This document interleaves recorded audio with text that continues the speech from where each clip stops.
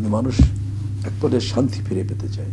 আপনি দেখেন মিডল ইস্টে যুদ্ধ, সেখানে খোদ ইসরায়েলের লোকরাও বা যারা ইহুদি আমাদের দেশে গালিতে পরিণত হয়েছে, কারণ সেটা ইসরায়েল যে রাষ্ট্রটি তাদের যে সহিংস আচরণ সেই কারণে। যেমন পাকিস্তান একটা গালি, তাই না? কারণ এই যে পাকিস্তান ইসরায়েল হয়তো একই ফর্মুলায় তৈরি, ব্রিটিশরা তৈরি করেছে। তো সুতরাং মানুষ একটা মধ্যপন্থা, এবং আমাদের ধর্মে সেখানেও দেখবেন যে মধ্যপন্থাকে, আমাদের নবীজিও মধ্যপন্থাকে অ্যাপ্রিসিয়েট করেছেন। সুতরাং আমাদেরও রাষ্ট্রীয় জীবনে এখান থেকে শিখতে হবে, ভারতের নির্বাচন থেকেও। নরেন্দ্র মোদী 400 আসনেরও বেশি চেয়েছিলেন, প্রত্যাশা করেছিলেন, কিন্তু উনি পেয়েছেন 240, অর্থাৎ একক সংখ্যাগরিষ্ঠতা পাননি। এর পেছনে কারণ কি থাকতে পারে? ভারতে একটা বড় গণতান্ত্রিক রাষ্ট্র এবং একটা রেকর্ড, প্রায় 70 কোটি লোক ভোট দিয়েছে। এটা বিশ্বের ইতিহাসে একটা নজিরবিহীন ঘটনা। আমি প্রথমে ভারতবাসীকে অভিনন্দন জানাই। এটি নির্বাচন অনেক চড়াই উত্তরাই, গণ্ডগোল, মারামারি নানা জায়গায় হয়েছে, পশ্চিমবাংলা বিশেষ করে। তার মধ্যে দিয়ে নির্বাচন সম্পন্ন হয়েছে এবং সেখানে ক্ষমতাসীন দল বিজেপি এবং তাদের মাননীয় প্রধানমন্ত্রী বিশেষ করে শ্রী দামোদর নরেন্দ্র মোদী, তিনি বলেছিলেন যে আপকে বার 500 পার, যেবারে তিনি 400 পার, 543টি আসন। এখানে একটা বড় কারণ ছিল 400 বেশি আসন পাওয়ার। তার কারণ হলো সংবিধানের কিছু পরিবর্তন তিনি আনতে চেয়েছিলেন, সেটি তিনি সফল হননি। দ্যাট মিনস ভারতীয় জনগণ সেই পরিবর্তন আসলে চায়নি বলেই সেটি হয়নি। এবং এখানে ভারতের নির্বাচনে এবার সবচেয়ে যে উল্লেখযোগ্য দিকটি রয়েছে সেটি হলো নরেন্দ্র মোদীজির নির্বাচনের মূল ছিল এবারের ইস্যু। এক এক সময় তার ওনার একটা ইস্যু, স্বাভাবিক বিবাহের নির্বাচন থাকে, ওনার বড় ইস্যু ছিল উনি সফলভাবে একটা অত্যন্ত নান্দনিক এবং একটা ঐতিহ্যবাহী যে রাম মন্দির, ধর্মীয়ভাবে বা আমি বড় ঐতিহ্যগতভাবেও সেই প্রজেক্ট উনি সম্পন্ন করেছেন। উনি হয়তো ভেবেছেন সেই কারণে উত্তরপ্রদেশে উনি 80-র ভেতরে 80টি সিট পাবেন আশা করেছেন, 80-র ভেতরে 80 সর্বোচ্চ। এবং সেখানে ওনার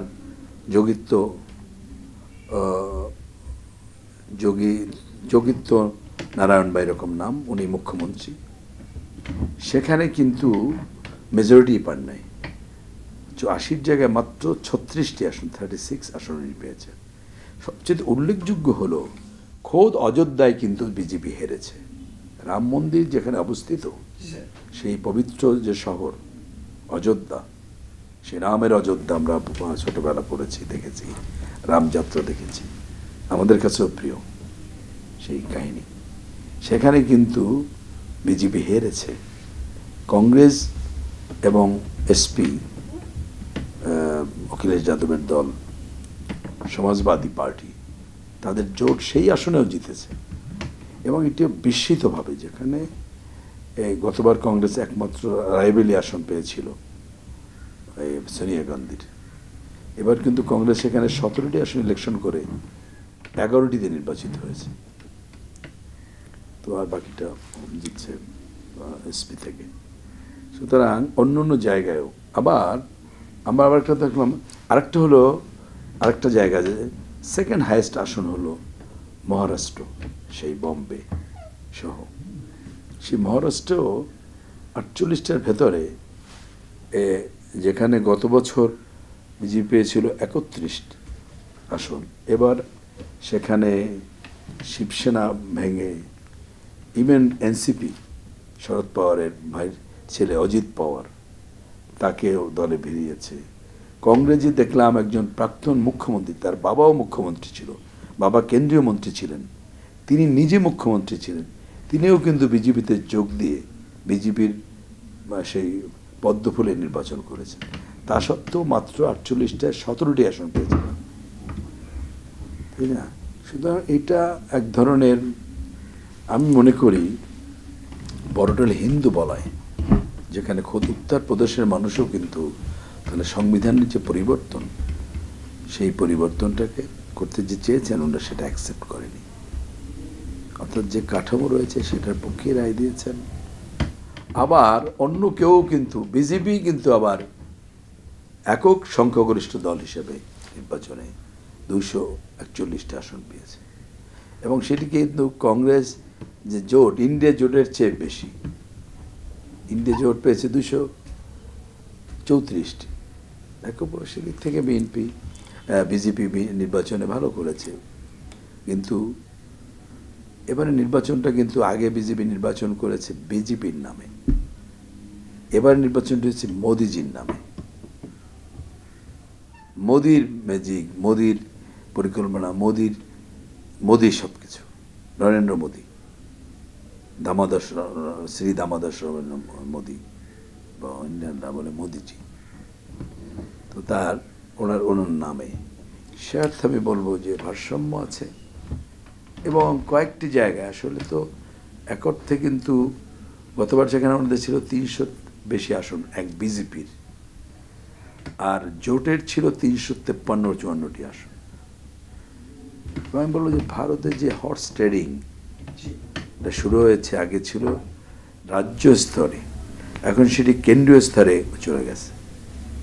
এই যে নির্বাচনের আগে নানা দল থেকে এ দল থেকে গিয়ে আর এক দলে, এ দল থেকে সেটি আমার কাছে ভারতের যে ঐতিহ্য, গণতান্ত্রিক অভিযাত্রা সব তার সাথে যায় না। ফলে মানুষ অনেকটা বেশি ভারতে বাস্তবমুখী হয়েছে। একদিকে দেখেন দক্ষিণের আসনগুলোতে তাদের ইয়ে ছিল যে গতবার কিন্তু উত্তরের আসনে তারা সব পেয়েছে, রাজস্থান 25টা পেয়েছিল, গুজরাটে দীর্ঘ 2টা নির্বাচনেই 26 পেয়েছে, এবার এবং 25টা পেয়েছে, একটা কম পেয়েছে। মধ্যপ্রদেশ গতবার 28টা ছিল, 29টা পেয়েছে। আবার ইন্টারেস্টিং হলো দিল্লিতে 7টাই পেয়েছে। দিল্লি এবং ঝাড়খণ্ড দুই জায়গায় কিন্তু তাদের মুখ্যমন্ত্রীকে গ্রেপ্তার করা হয়েছে। সেখানে অনেকেই ভেবেছিল যে সেই হিসাব করেন লোকাল সেন্টিমেন্ট বিজেপির বিপক্ষে যাবে, সেটি কিন্তু হয় নাই।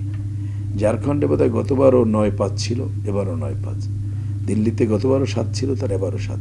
অথচ দিল্লির পাশেই হরিয়ানা, সেখানে গতবার কিন্তু তারা 11টা পেয়েছে, কিন্তু এবারে কিন্তু পেয়েছে 5টা পাশেই।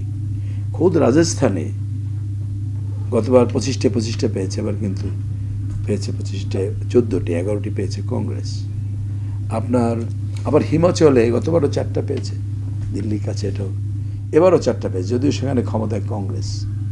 কিন্তু বিজেপি ভালো করেছে, এই বেঙ্গলে শ্রীমতী মমতা ব্যানার্জি তিনি কিন্তু রুখে দিতে পারছে, এবং ভোট সমীক্ষায় বলা হয়েছিল বিজেপি মেজরিটি পাবে বেঙ্গলে। এমনকি কিশোরলাল যে ভোটের একটা কুশীলব, ভোটের কৌশলের কুশীলব যে তার ইয়ে করে, তিনি কিন্তু বাজি ধরেছিলেন যে পশ্চিমবাংলায় বিজেপি হবে মেজরিটি পার্টি, এবং ভোট সমগ্র সমীক্ষায় বিজেপিকে 21 থেকে 25-26 এরকম দেখাইছে। অর্থাৎ বিজেপি পাবে মেজরিটি, 42টি আসন, 21 পাইলে মেজরিটি। গতবার পেয়েছিল 18। কিন্তু লোকাল সমীক্ষা যারা বিজেপির অন্ধ না, তারা কিন্তু বলছে বিজেপির আসন কমবে, তারা বলছে আরও 10-এর ভেতরে থাকবে, কিন্তু বিজেপি সেখানে 12টি পেয়েছে। শুধু পশ্চিমবাংলা ছাড়া কিন্তু এখানে যে বিরুদ্ধে ভরসা করেছিল বাংলা, বিহার, উড়িষ্যা পাটনায়, উড়িষ্যায় বিজেপিকে বরং রক্ষা করছে। এবার 21টা আসনে পাটনায়ক ক্ষমতায় অনেক দিন, ওখানে লোকাল ইলেকশনও হয়েছে একত্রে রাজ্যের, সেখানে পাটনায়ক আগে গতবার বিজেপির পার্টনার ছিল, এবার আলাদা করেছে। এবার বিজেপি অকল্পনীয়ভাবে সেখানে 19টা পেয়েছে, 21টা, একটা কংগ্রেস, একটা পাটনায়ক একেবারে ধুয়ে গেছে। তারপর আপনি কিন্তু যেমন তামিলনাড়ু ঢুকতে পারে না, 39টাই বিরোধী জোট পেয়েছে, কংগ্রেস জোট। কিছুটা এতে ঢুকছে, একটা আসন পেয়েছে কেরালায়। এই দিকটায় আসাম, ত্রিপুরা 2টিই পেয়েছে, আসামে তাদের সিট বাড়ছে, সেখানে কমার কথা। সুতরাং যেমন বলা হয় ভারতে যারা উত্তরপ্রদেশ যেতে তারা ক্ষমতা আসে, এইবার আমরা দেখবো সেটি হয় কিনা। উত্তরপ্রদেশে বিজেপি হেরে গেছে, যেখানে তাদের টার্গেট 40, তারা কেউ কল্পনাই করে না মেজরিটি। একটা পর্যায়ে সমাজবাদী জোট, কংগ্রেস জোট হওয়ায় অনেকে মনে করছে, প্রথম বলছে 20-25টা পাবে এই জোট, বাকিটা অন্যরা পাবে 55 থেকে 60-65টা। এরপর দেখা গেল যে আস্তে আস্তে তারা এগিয়েছে। খোদ বেনারসিতে তো নরেন্দ্র মোদী কিন্তু কন্টেস্ট হয়েছে, 1,26,000 ভোটে জিতেছেন। সেখানে উত্তরপ্রদেশ সর্বোচ্চ ব্যবধানে জিতেছেন রাহুল গান্ধী, উত্তরপ্রদেশে প্রায় 3 লক্ষ ভোটের ব্যবধানে। এবং এক পর্যায়ে এসে কিন্তু বেনারসিতেই কন্টেস্ট হয়েছে, ভালো কন্টেস্ট হয়েছে। সেখানে যে ভারতীয় প্রধানমন্ত্রী যে শ্রী নরেন্দ্র মোদী, তার যে জনসভা, এবং গোটা উত্তরপ্রদেশের রাজ্য সরকারের সকল মন্ত্রীরা, এমপিরা উপস্থিত ছিলেন, এবং কেন্দ্রের মন্ত্রীরা, সকল নেতারা, সমগ্র উত্তরপ্রদেশ আশেপাশের প্রদেশ মিলেও সেই সবাই যত লোক হয়েছে, তার চেয়ে প্রিয়াঙ্কা গান্ধী এবং ডিম্পল যাদব, অখিলেশ যাদবের ওয়াইফ, তার জনসভায় বেশি লোক হয়েছে। সুতরাং ভারতেও কিন্তু একটা পরিবর্তন, আর তার মধ্যে ভারসাম্য, মানুষের শান্তির জন্য, নিরাপত্তার জন্য সর্বত্রই যে একটি ভারসাম্যমূলক সমাজ ব্যবস্থা, রাজনীতির প্রয়োজন। আমি বলবো ভারতের দীর্ঘ যে গণতান্ত্রিক ঐতিহ্য, সেই ভারতের জনগণ এই যে যেন গতবার এত আসন পেয়েছে, জনগণের যে স্বার্থে গতবার ওই যে সার্জিক্যাল স্ট্রাইক করেছিল পাকিস্তানি ইয়াতে, আর ওই স্ট্রাইক থেকে, ওই আক্রমণে গোটা দেশপ্রেম, ভারতের সাবভেন্ট্রি, সেই ইমোশন থেকে কিন্তু একটা বিশাল ঝড় ছিল গতবার, মোদী ঝড়।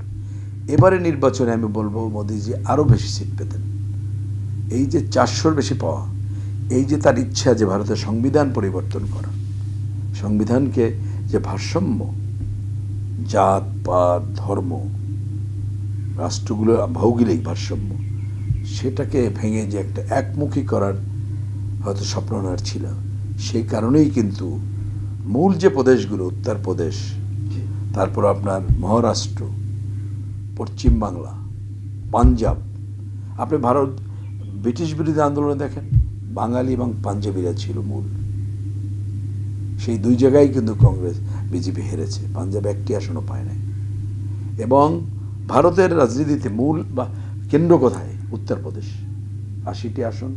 তারা যেদিকে যায় সরকার সেদিকে যায়। তাহলে সেই উত্তরপ্রদেশ ভারতীয় জনগণের ভর কেন্দ্র, সেই ভর কেন্দ্র কিন্তু সংবিধানের পক্ষে, সেই মেসিভ কোনো পরিবর্তনের বিপক্ষে রায় দিয়েছে, তাই না? আর যে রাম মন্দির নিয়ে এত হইচই, এত আবেগ, এত বিরাগ, রাগ, অনুরাগ, সেই রাম মন্দিরে অযোধ্যা কিন্তু বিজেপি জিততে পারেনি। এটাই কিন্তু তার একটা বড় প্রমাণ। এবং মহারাষ্ট্র আরেকটি ইম্পর্টেন্ট, সেই বম্বে হলো ভারতের ক্যাপিটাল, বিজনেস ক্যাপিটাল, তাই না? কমার্শিয়াল ক্যাপিটাল হলো মহারাষ্ট্র, বম্বে।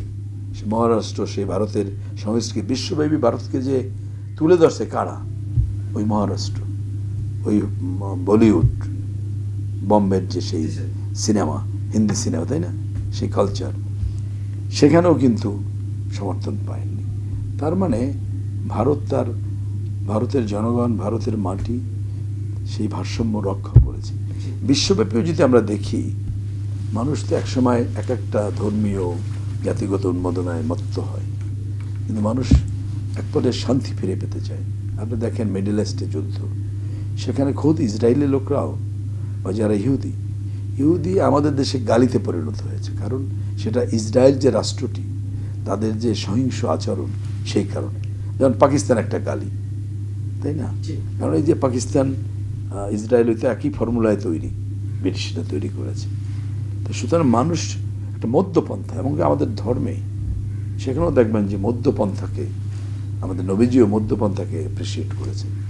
সুতরাং আমাদেরও রাষ্ট্রীয় জীবনে এখান থেকে শিখতে হবে, ভারতের নির্বাচন থেকেও, যে আমরা জানি মধ্যপন্থা রক্ষা করি, আমরা জানি আমাদের সংবিধান, আমাদের ভারসাম্য রক্ষা করি, আমরা যদি বাড়াবাড়িতে না যাই এবং বেশি অ্যাম্বিশাস হওয়া,